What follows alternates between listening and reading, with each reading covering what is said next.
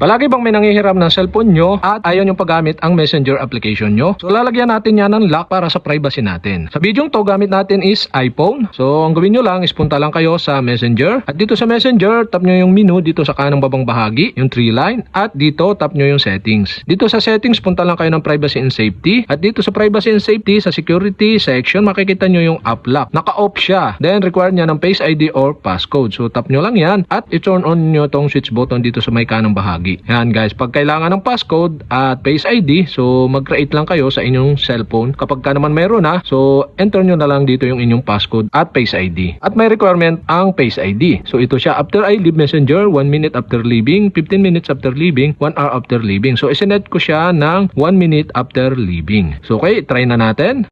Halimbawa may nanghiram ng inyong cellphone at gusto niyang pumunta sa Messenger application nyo, pagka-tap niya, so hihingi ng passcode. At after 1 minute do sa kanina natin sinet, ay manghihingi naman ng Face ID. Ganon kapag ka naka-lock ang ating Messenger for privacy.